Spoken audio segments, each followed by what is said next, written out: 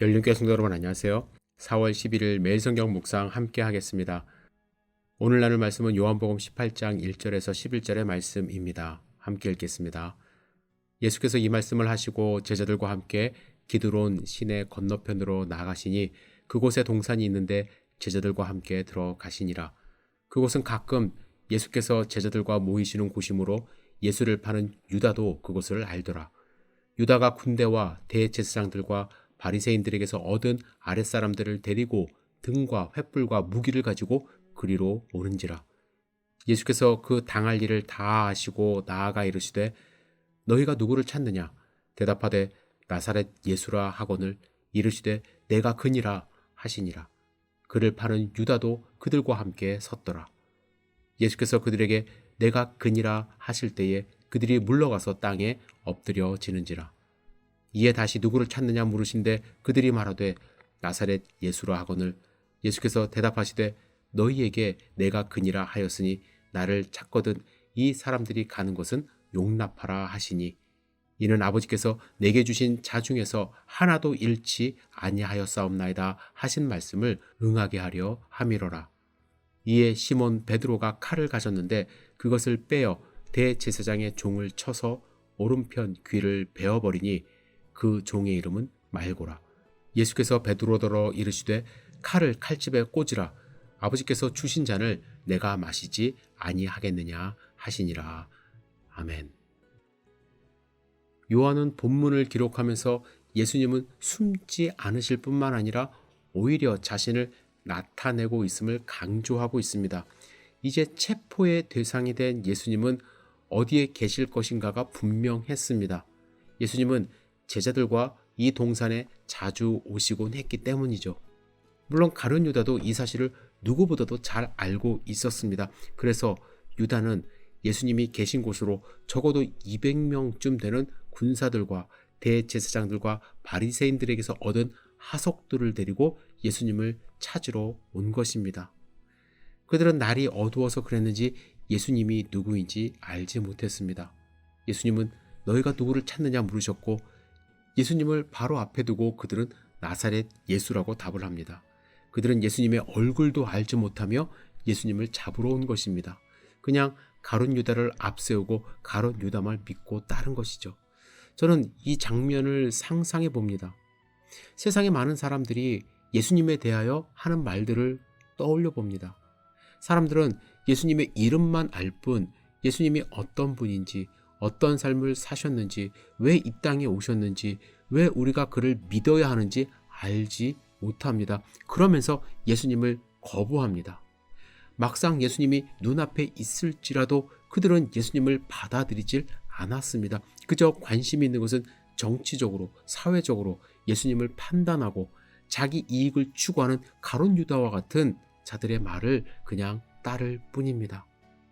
예수님은 그들에게 내가 그라고 말씀을 하셨습니다.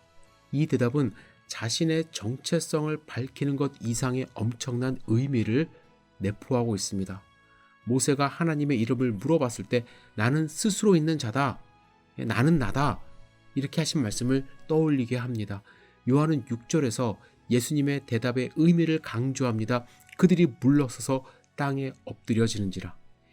예수님의 이 대답은 그 말씀의 뜻을 제대로 이해하지 못하는 자들에게서도 어떠한 반응을 이끌어내고 있음을 강조합니다.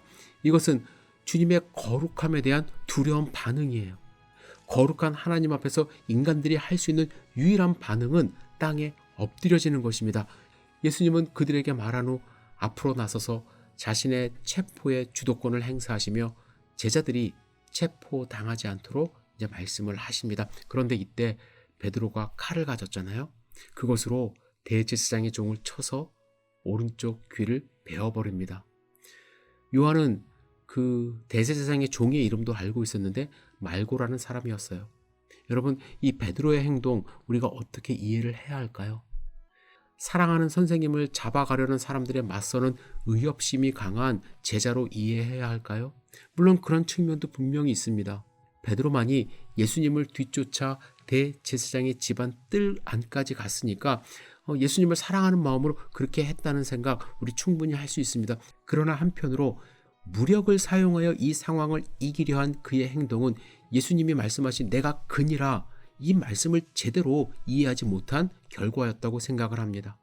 예수님은 하나님의 아들 그리스도로서 내가 나사렛 예수라고 말씀하고 있는데 베드로는 예수님을 율법을 가르치는 랍비 수준으로 지금 생각을 한 거예요.